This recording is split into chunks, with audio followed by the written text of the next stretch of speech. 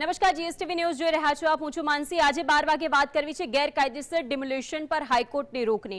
એક અપડેટ અત્યારે સામે આવી રહી છે. સૌથી પહેલા તેના ઉપર નજર કરીશું. જે સમાચાર મળી રહ્યા છે, ગીર સોમનાથની અંદર ડિમોલિશન પર હાઈકોર્ટે રોક લગાવી.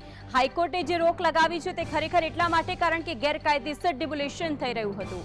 ગુજરાત હાઈકોર્ટે ગીર સોમનાથ જિલ્લામાં થતા ડિમોલિશનને અટકાવ્યું છે. હાઈકોર્ટે કલેક્ટર અને વહીવટી તંત્રને નોટિસ મોકલીને જવાબ માંગ્યો છે કે તમારે જવાબ આપવો પડશે કે આખરે તમે આ બાંધકામ હતું તેને કેમ દૂર કર્યું. સામાન્ય લોકોને ખોટી રીતે કનડગઢથી થયેલા ડિમોલિશન પર હાઈકોર્ટે રોક લગાવી છે. ઉના તાલુકાના તડ ગામમાં થયેલા ડિમોલિશનની અરજીના સંદર્ભે હાઈકોર્ટે રોક આપી છે. હાઈકોર્ટે સ્ટે મૂકી દીધો છે. ઉનાના વકીલ છે કેવલસિંહ રાઠોડ કે જેમણે લોકહિતમાં હાઈકોર્ટની અંદર અરજી કરી હતી અને આ જે પિટિશન દાખલ કરવામાં આવી હતી, જીએસટીવી ગીર સોમનાથના ડિમોલિશનનો મુદ્દો ઉઠાવ્યો હતો. શંખનાદ કાર્યક્રમમાં પણ આ મુદ્દો ઉઠ્યો હતો. જીએસટીવીના શંખનાદ કાર્યક્રમમાં ડિમોલિશનનો મુદ્દો ઉઠાવવામાં આવ્યો અને તેમાં આ ગીર સોમનાથના ઉના તાલુકાના તડ ગામના લોકોની વાચા આપવામાં આવી. કલેક્ટર દિગ્વિજયસિંહ જાડેજાને ડીડીઓ છે સ્નેહલ ભાપકર, જેની સામે હાઈકોર્ટે લાલાંક કરી છે. લોકસભા ચૂંટણી વખતે વિરોધીઓને ભાજપ વિરોધીઓને મત આપનાર ગામમાં ડિમોલિશન થયું છે. હવે એવું છે કે મત તમે આખરે બીજેપીને શું કરવા આપ્યા તેના ઉપર કદાચ આ રાજનીતિ રમાય, પરંતુ રાજકારણ પ્રેરિત ડિમોલિશન થયું તે ખરેખર ખોટી વાત છે. જીએસટીવીએ લોકોની વેદનાને વાચા આપી હતી અને હવે મુદ્દો એવો છે કે આખરે હાઈકોર્ટે કડક વલણ અપનાવીને વહીવટી તંત્ર પાસે જવાબ માંગ્યો છે કે આપણે આખરે કોના ઇશારે આ દબાણને દૂર કર્યા. તડ ગામની અંદર સામાન્ય લોકોને નુકસાન થાય તે રીતે ડિમોલિશન કરવામાં આવ્યું હતું. આપને આદેશ કોણે આપ્યા એ પણ એક સવાલ છે. કોંગ્રેસના ઉમેદવાર છે હીરા જોટવા, જેમણે પણ ડિમોલિશન સામે વાંધો ઉઠાવ્યો હતો. તેઓ પણ કાલરોડની ડિબેટમાં જોડાયા હતા અને તેમણે પણ કહ્યું છે કે આખરે સામાન્ય લોકોને કેમ હેરાન પરેશાન કરવામાં આવી છે. ગીર સોમનાથની અંદર ડિમોલિશન પર હાઈકોર્ટની રોક છે. આ સૌથી મોટા અને મહત્વના સમાચાર છે.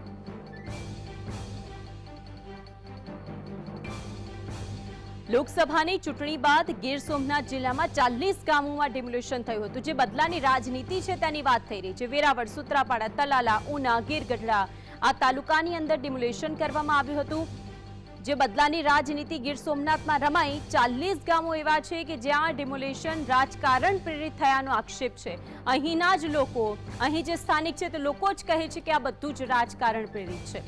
કોંગ્રેસના ઉમેદવાર હીરા જોટવા કે જેને મત આપ્યા હોવાથી ડિમોલિશનનો આક્ષેપ કરવામાં આવ્યો હતો કે તમે કોંગ્રેસના હીરા જોટવાને શા માટે મત આપ્યા છે. ભાજપના સાંસદ અને ધારાસભ્યો ઉપર આ સમગ્ર મામલે આખરે આંગળી ચીંધાઈ છે. આંગળી એટલા માટે કારણ કે હીરા જોટવાને મત આપ્યા એટલે એ વિસ્તારોમાં ડિમોલિશન કરી દો.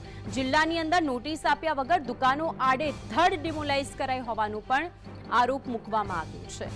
મુદ્દો એવો છે કે આખરે જિલ્લા કલેક્ટરે સાંસદ અને ધારાસભ્યના ઇશારે ડિમોલિશન ચાલતું હોવાનો આરોપ લગાવ્યો હતો કે તેમના ઈરાદે જ, તેમના ઇશારાથી જ આ બધું જ થયું છે. જો ધારાસભ્ય અને સંસદના કહેવાથી વહીવટી તંત્ર કામ કરી રહ્યું છે એ સૌથી મોટી વાત છે. જો આવી જ રીતે કામ થતું હોય તો પછી આ બધી નીતિઓ, આ બધા નિયમો શું ફક્ત સામાન્ય માણસને લાગુ પડે છે? સૌથી મોટો સવાલ.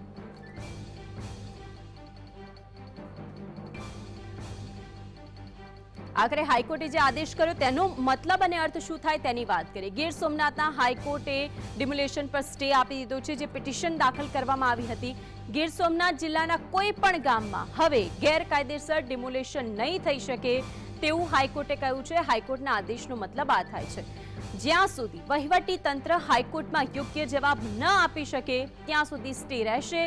ત્યાં સુધી કોઈ પણ પ્રકારનું દબાણ હટાવી નહીં શકાય. હાલમાં 40 ગામો એવા છે કે જેની અંદર ડિમોલિશન કરવામાં આવી રહ્યું હતું, પરંતુ સ્ટે આવતા રાહત થઈ છે. વહીવટી તંત્ર દ્વારા બીજા અનેક ગામોમાં પણ ડિમોલિશન કરવાનું પ્લાનિંગ હતું. હવે એ કયા ગામો હશે આપ વિચારી શકો છો, કારણ કે આગળ જ રાજકારણની વાત કરી હતી. નેતાઓ અને અધિકારીઓની મિલીભગત છે કે જે ખુલ્લી પડી ગઈ છે. હાઈકોર્ટના આદેશ પછીની શું સ્થિતિ છે, કારણ કે સ્ટે આપી દીધો છે એટલે હવે આ ગેરકાયદેસર ડિમોલિશન નહીં કરી શકે. સામાન્ય લોકોને રંજાડવાની નેતાઓની નીતિ સામે હાઈકોર્ટે આખરે લાલાંક કરી છે.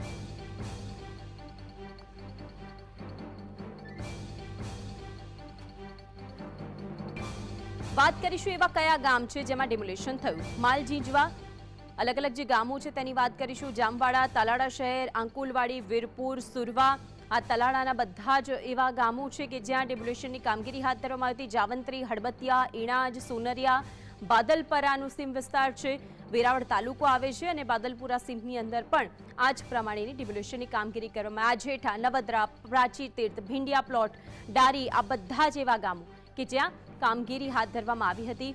કિંદરવા, લુંભા, ગોવિંદપરા, સીમાર અને સુત્રાપાડા કેટલાક વેરાવળ તાલુકાના ગામો છે, કેટલાક સુત્રાપાડાના ગામો છે. મહત્વની વાત એ છે કે આજે 40 ગામોની વાત થઈ રહી છે. પ્રશ્નાવાડા તાલુકા સુત્રાપાડા, ઘંટિયા ગામ સુત્રાપાડા તાલુકો આવે છે, જ્યારે કે લાટી જે પણ જેનામી પણ ઉલ્લેખ કરવામાં આવ્યો છે કે જે ગામનો પણ ડેમોલિશનમાં કામગીરી કરવામાં, કદવાર, ધામળેજ અને ઉના શહેર આ બધા જ ગામોનો સમાવેશ કરવામાં આવે છે. મહત્વની વાત એ છે કે આખરે જે ગામોની વાત થઈ રહી છે 40 જેટલા ગામો છે અને આ 40 જેટલા ગામોની અંદર ડેમોલિશનની કામગીરી કરવામાં આવી રહી હતી, પરંતુ હાઈકોર્ટે આખરે સ્ટે આપી દીધો.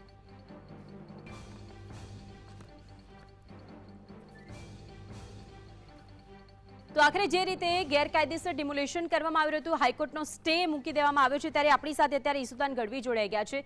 ઈસુદાનભાઈ, સ્વાગત છે આપનું જીએસટીવીની અંદર.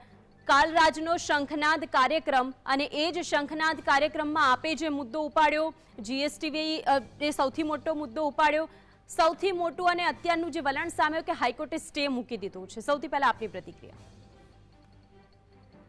બિલકુલ, જો જીએસટીવી એના જે સૂત્ર છે એ ચરિતાર્થ કર્યું છે, ફિયરલેસ ટ્રુથ, એટલે કે ડર્યા વગર જે અસત્યની સામે અવાજ ઉઠાવવું, પછી એ સત્તા પક્ષ હોય, વિપક્ષ હોય કે પછી સત્તાધારી હોય કે જે પણ અધિકારીઓ હોય, અને એના ભાગરૂપે જે જીએસટીવી ગઈકાલે જે આ મુદ્દો છે ધીરે ધીરે આખા દિવસ દરમિયાન એમણે ચલાવ્યું હતું ને પછી સાંજે શંખનાદ પણ કાર્યક્રમ કર્યો. આપણે પણ અવાજ ઉઠાવવાનો એક પ્રયાસ કર્યો કે સાચી વસ્તુ શું છે. આજે ગરીબોનું કોઈ નથી, વંચિતો શોષિતોનું કોઈ નથી. મોટા ઉદ્યોગપતિઓ કે મોટા નેતાઓ છે ઈશારો કરે અને પછી એ કલેક્ટર શ્રી હોય તોય પણ એને ડર હોય કે મને મારી બદલી થઈ નાખશે, હું સાંસદ હતો તો મંત્રીનો નહીં માનીશ તો કાલે મને ઘેટા અને ઊનના નિગમમાં નાખી દેશે. આ બધાનો ડર છે. ડરના કારણે એ લોકો છે એ બંધારણ વિરુદ્ધનું પણ કૃત્ય કરતા હોય છે. માન્ય હાઈકોર્ટના જે ચુકાદા છે એને પણ સન્માન આપી, સાથે સાથે આપણે સૌની ફરજ છે કે આપણે એ લોકોનો અવાજ બનીએ, એ લોકોને અવાજ બનાવવાની કોશિશ કરીએ. આજે જીએસટીવી હું જોઈ રહ્યો છું કે જીએસટીવી સતત જે પ્રશ્નો ઉઠાવે છે, જે ન્યાયથી વંચિત છે એ લોકોના પ્રશ્નો છે અને એ પ્રશ્નો ઉઠાવવાનું એક મોટું પુણ્યનું કામ છે. એટલે એ આનંદની વાત છે કે આજે શંખનાદના પણ કાર્યક્રમમાં લેવામાં આવ્યું. ગઈકાલે જીએસટીવી પર મુદ્દો ઉઠાવ્યો હતો અને ડિમોલિશન અટકી ગયું છે. ડિમોલિશન ક્યાં તમે કરવા જાઓ છો? તમારે કરવું હોય તો ગોચરની 5 કરોડ ચોરસ મીટર જમીન છે એ ગુમ છે, ત્યાં તમે ચેક કરાવડાવો. તમારે કરવું હોય તો મોટા મોટા જે લોકો છે એ ગૌચરની મોટી મોટી બિલ્ડિંગો, હોટલો બનાવેલી છે, ત્યાં ડિમોલિશન કરો. ડિમોલિશન કરવા ક્યાં જાય? લાગતું અહીંયા તો કામગીરી ત્યાં કરવામાં આવે છે કે ભાઈ તમે અમને મત કેમ નથી આપ્યા, તમે જેને મતો આપ્યા છે ત્યાં જ કામગીરી કરવામાં આવે. આ સૌથી મોટો સવાલ થાય. બિલકુલ, એ એક ભાજપની એક નીતિ હંમેશા ડરાવવાની રહી છે કે જ્યાં એમને મત નથી મળતા અથવા તો એમને જ્યાં ઓછું મળશે ત્યાં અધિકારીઓને એને ડિમોલેશન કરાવવાની પ્રવૃત્તિ, એનાથી લોકોમાં પણ વધારે રોષ જાગે. તમે અયોધ્યામાં થયું શું? અયોધ્યામાં આજે ભાજપે જે એક પ્રકારનો ડર ફેલાવી અને ત્યાં લોકોની સ્થાનિક મિલકતો તોડી નાખી, દુકાનો, મકાનો, ઘર, કોઈને પૂછ્યા વગર. એટલે આ જે સ્થિતિ છે એ એક પ્રકારે નફરત ફેલાવે છે અને આવી રાજનીતિ પણ ન હોવી જોઈએ. અધિકારીઓએ પણ ન્યુટ્રલ રહેવું જોઈએ. એ ખૂબ દુઃખદ કહેવાય. અપનાવ્યું છે એનાથી મને લાગે છે ખૂબ જ સારું એક પગલું જાણશે. જી, આભાર જીએસટીવી સાથે જોડાવા બદલ. તો આખરે જે રીતે કાલરૂટના કાર્યક્રમની અંદર આ મુદ્દો ઉઠાવવામાં આવ્યો હતો, હવે જેમણે પિટિશન દાખલ કરી હતી, પિટિશન દાખલ કર્યા પછી હાઈકોર્ટની અંદર સુનાવણી થઈ, સ્ટે મૂકવામાં આવ્યો. જો કોર્ટ સ્પષ્ટપણે એવું કહેતું હોય કે ભાઈ તમે ગેરકાયદેસર કઈ રીતે આવી રીતે ડિમોલિશન કરી શકો છો, એ સૌથી મોટો સવાલ છે. આજ અંગે ચર્ચા કરવા માટે આપણી સાથે અત્યારે સ્ટુડિયોમાં ઉપસ્થિત છે કેવલસિંહ રાઠોડ, જે વકીલ છે. કેવલસિંહ, સ્વાગત છે આપનું જીએસટીવીની અંદર. સૌથી પહેલા તો આ ગામના લોકો અને જેમને લઈને તમે પિટિશન કોર્ટમાં દાખલ કરી હતી તેને લઈને આખી પ્રક્રિયા જણાવશો. ગામના લોકોએ આપને શું કહ્યું હતું અને આ બધું જ ગેરકાયદેસર કઈ રીતે હતું એ બધી જ વાત. ખાસ કરીને ગીર સોમનાથ જિલ્લાના ગીરગઢડા, ઉના, કોડીનાર, વેરાવળ, તાલાળા અને સુત્રાપાડા આ તમામ તાલુકાઓમાં મોટાભાગના જે લોકો, જે સામાન્ય પરિવારના લોકો છે, એમના મકાનો જે સરકારી જમીન ઉપર પેશકદમીમાં આવેલા છે, ગામતળની જમીન ઉપર એમણે જે દબાણ કરેલું છે, એ તમામ લોકોને છે સ્થાનિક પ્રશાસનના અધિકારીઓ દ્વારા એમને નોટિસ આપવામાં આવેલી અને ફક્ત ટૂંકા સમયની અંદર આ મકાનો ખાલી કરવા માટેનું એમને સૂચના આપવામાં આવેલી. આ બાબતે ગીરગઢડા, તાલાળા અને બાકીના ઘણા બધા ગામડાઓ એવા છે, ઉના તાલુકાના ગામડાઓ છે, ઉના શહેરના જે વિસ્તારો છે કે ત્યાં ઘણા બધા અસંખ્ય લોકો જે છે એ ભર ચોમાસે આ ડિમોલિશનની પ્રક્રિયાના કારણે બેઘર બન્યા છે. આ વસ્તુ જ્યારે અમારા ધ્યાન ઉપર આવી તો સામાજિક એકતા જાગૃતિ મિશન સંગઠનના જે કાર્યકર્તાઓ છે એમણે આ બાબતે અમારા પ્રદેશ કાર્યાલય ઉપર અમને રજૂઆત મોકલાવડાવી. સ્થાનિક લોકો સાથે અમે ચર્ચા કરી અને પછી અમે નક્કી કર્યું સામાજિક એકતા જાગૃતિ મિશનના માધ્યમથી કે જે સર્વ સમાજના તમામ લોકોનું એક સંગઠન છે કે સામાન્ય લોકોની તકલીફો અને મુસીબતોમાં આપણે સાથે રહી અને પીડિતોને આપણે મદદ કરી શકીએ એના માટે આપણે નામદાર ગુજરાત હાઈકોર્ટ સમક્ષ ઉના તાલુકાના તળ ગામના જે લોકો છે એમને પિટિશનર બનાવી અને એમના માધ્યમથી સ્પેશિયલ સિવિલ એપ્લિકેશન આપણે ગુજરાત હાઈકોર્ટ સમક્ષ દાખલ કરેલી. નામદાર ગુજરાત હાઈકોર્ટ સમક્ષ પિટિશન દાખલ થયા પછી કારણ કે નોટિસ જે આપવામાં આવેલી એ નોટિસમાં ફક્ત 2 દિવસનો સમય આપવામાં આવેલો અને ગઈકાલે સોમવારે એટલે કે ગઈકાલે તો એમને તોડવા માટેનું નોટિસમાં જે છે એ સૂચના આપવામાં આવેલી હતી. એટલે ગુજરાત હાઈકોર્ટના જસ્ટિસ શ્રીમતી સંગીતા વિસેન મેડમની કોર્ટમાં અમે મેન્શન કરી અને વિનંતી કરી કે અર્જન્ટ સર્ક્યુલેશન આપવામાં આવે અને આ જે પ્રોસિડિંગ જે થઈ રહ્યું છે ખરેખર ખૂબ જ ખોટી રીતે ગેરકાયદેસર રીતે થઈ રહ્યું છે. ગુજરાત પંચાયત અધિનિયમ સેક્શન 105નું ભંગ થઈ રહ્યું છે અને જજ સાહેબે અર્જન્ટ સર્ક્યુલેશન માટેની પરવાનગી આપી અને 2:30 વાગે આ મેટર જે છે એ બોર્ડ ઉપર લીધું અને અમે લોકોએ સ્થાનિક લોકોની જે રજૂઆત હતી કે જેમને નોટિસ આપવામાં આવેલી એમના તમામ પુરાવાઓ અમે રજૂ કરેલા. ગ્રામ પંચાયતે જે નોટિસ એમને આપવામાં આવેલી એ નોટિસ જે છે એ ગુજરાત પંચાયત અધિનિયમના કલમ 105ના જે કંઈ પણ એમને પ્રોસિડિંગ ફોલો કરવું જોઈએ એ પ્રમાણેનું પ્રોસિડિંગ નહોતું. એ બાબતેની આપણે દલીલો કોર્ટ સમક્ષ રજૂ કરી. છેલ્લા 25 વર્ષથી આ લોકોનો કબજો આ જમીન ઉપર છે, નિયમિત વેરો ભરી રહ્યા છે, એમના પાસે લાઇટ બિલ છે. આ તમામ બાબતો રજૂઆત કરી. સાથે સાથે એ પણ કોર્ટના ધ્યાન ઉપર મૂક્યું કે ભર ચોમાસે આ લોકો પાસે અલ્ટરનેટ કોઈ વૈકલ્પિક વ્યવસ્થા નથી કે જેનાથી એ લોકો પોતાનું મકાન એક સ્થળેથી બીજા સ્થળે 24 અથવા 48 કલાકમાં બદલી શકે. અને આપણી રજૂઆતને ધ્યાને લઈ અને નામદાર ગુજરાત હાઈકોર્ટે સ્ટેટસ કો આપ્યો છે અને જ્યાં સુધી આગામી સુનાવણી ન થાય ત્યાં સુધી યથાવત પરિસ્થિતિ જાળવી રાખવા બાબતે સ્થાનિક ગ્રામ પંચાયત, જિલ્લા વિકાસ અધિકારી, જિલ્લા કલેક્ટર શ્રી અને ગુજરાત રાજ્યના વિકાસ કમિશનરને હુકમ કરેલ છે. બિલકુલ, ખૂબ સારી રીતે આપે એ વાતનો ઉલ્લેખ કર્યો કે આખી જે પ્રોસિજર હોય છે તે પ્રોસિજર શું હોય છે અને હાઈકોર્ટે કઈ રીતે બધું જ લક્ષ્યમાં લઈને જે સાચું હતું તે જાણીને આખરે સ્ટે મૂકી દીધો છે. હવે જ્યારે આપણે સ્થાનિકની વાત કરીએ છીએ તો આપણી સાથે ત્યાંથી જ એક સ્થાનિક જોડાઈ ગયા છે, ડાહ્યાભાઈ છે. ડાહ્યાભાઈ, સ્વાગત છે આપનું જીએસટીવીની અંદર. આજે 40 ગામોની અંદર ડિમોલેશન કરવામાં આવ્યું, એમાં જે તળ ગામની અંદર ડિમોલેશનની કામગીરી કરવામાં આવી. અત્યારે સ્ટુડિયોની અંદર જે વકીલ છે તેમણે પણ એ વાતનો ઉલ્લેખ કર્યો, જેમણે પિટિશન દાખલ કરી હતી, જેમના કારણે સ્ટે મૂકી દેવામાં આવ્યો છે કોર્ટ દ્વારા. સૌથી પહેલા આપની નજરે કેટલું ડિમોલેશન થઈ ગયું છે, ત્યાંની પરિસ્થિતિ શું છે? હેલો જી ડાયાભાઈ, આપને મારો અવાજ પહોંચી રહ્યો છે? 23 તારીખે શ્રી નાયબ કલેક્ટર સાહેબ અને નાયબ કાર્યપાલક ઇજનેર દ્વારા ડેમોલેશન કરવામાં આવ્યું હતું. અમુકને 1 દિવસની નોટિસ આપવામાં આવી હતી, અમુકને નોટિસ પણ નથી આપવામાં આવી. જે મકાનો તોડી પાડવામાં આવ્યા છે એ મકાનોનું સંપાદન કરેલ નથી, 1 રૂપિયા પણ વળતર ચૂકવેલ નથી. બાંધકામના જે 10 મીટરનો નિયમ છે એ નિયમ વિરુદ્ધ જઈને 15 મીટર સુધી બાંધકામો, પાકા બાંધકામો તોડેલા છે, જેમાં 40 જેટલી પાકી દુકાનો જે ગેરકાયદેસરની હતી તેના વેરા વિગોટી ભરતા હતા એ લોકોને તોડી નાખી છે. 9-10 મકાનો તોડ્યા છે જે લેખ સનદ અને 2 નંબરની આધારવાળા હતા. આવી રીતે મકાન તોડતા 6 પરિવારો સંપૂર્ણ રીતે બેઘર થયેલા છે, તેને નિશાળમાં આજની તારીખે આશરો આપેલો છે. બાથરૂમ, સંડાસ તોડી પાડી આજે બેનો દીકરીઓને જે મુશ્કેલી પારાવાર પડી રહી છે તેની કોઈ સીમાઓ નથી. સાહેબે આશરે કેટલી કાયદેસરની દુકાનો તોડી પાડવામાં આવી, તેમની સાથે વેરા, ટેક્સ બિલ બધું જ હતું જે ખરેખર કાયદેસર હતી? 40 જેટલી દુકાનો જે પાકી દુકાનો હતી જેની પાસે આધાર પુરાવા હતા, જે વેરા વિગોટીઓ ભરતા હતા, તે તમામ 40 દુકાનોનો નાશ કરેલો છે. અને અહીંથી જે લોકો હતા તે અત્યારે નિશાળમાં રહેવા માટે આશરો લઈ રહ્યા છે, તેને લઈને તે લોકોએ આપની સાથે શું વાતચીત કરી છે? એ લોકોની હાલત અતિશય દયનીય હતી. એ બૈરાઓના રુદન આપણે જોઈ નથી શકતા બેન. અને જે મકાનો છે એની પાસે કોઈ આધાર રહ્યો નથી.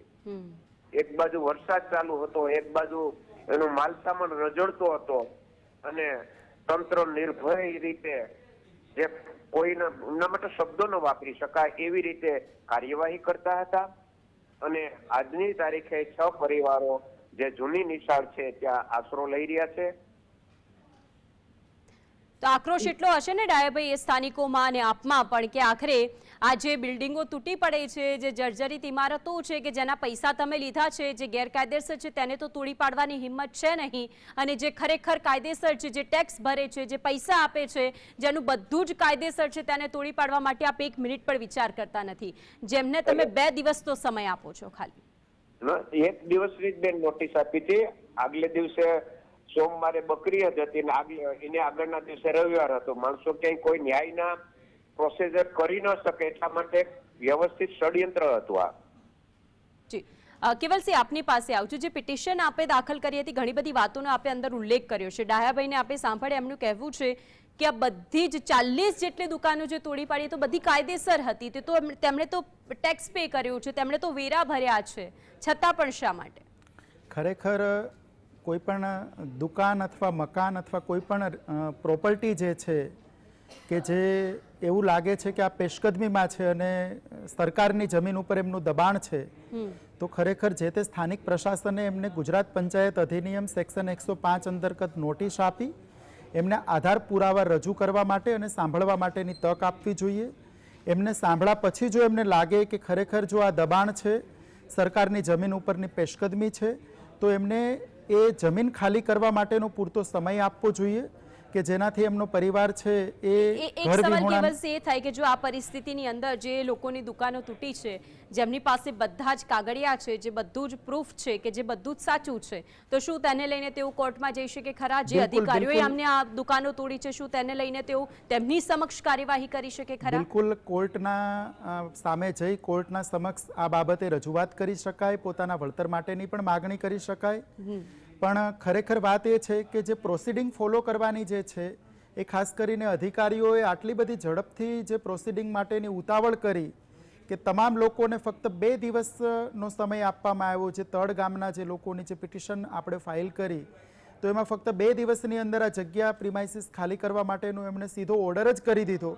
ખરેખર એમણે નોટિસ આપી, એમને સાંભળવાની તક આપવી જોઈએ, એમના આધાર પુરાવાઓ ચેક કરવા જોઈએ, સ્થળ વિઝિટ કરી સ્થળ ઉપર પંચરોજકામ કરવું જોઈએ અને ગુજરાત પંચાયત અધિનિયમ જે છે. આપે આજે બધી પ્રોસિજર કરી. આપણી જોડે ડાયાભાઈ છે, તેમને પૂછીશું. ડાયાભાઈ, આપ ત્યાંના સ્થાનિક છો, જે લોકોની દુકાનો તોડી પાડવામાં આવી છે, કેવલસિંહે જે આખી પ્રોસિજર બતાવી કે ત્યાં સ્થળ પર પહોંચવું જોઈએ, અધિકારીઓ પુરાવા એકત્રિત કરવા જોઈએ, ખરેખર ગેરકાયદેસર છે કે નહીં, આ બધું જ શું ત્યાં કોઈ અધિકારી આવીને કર્યું હતું કે પછી સીધી નોટિસ આપી દીધી હતી?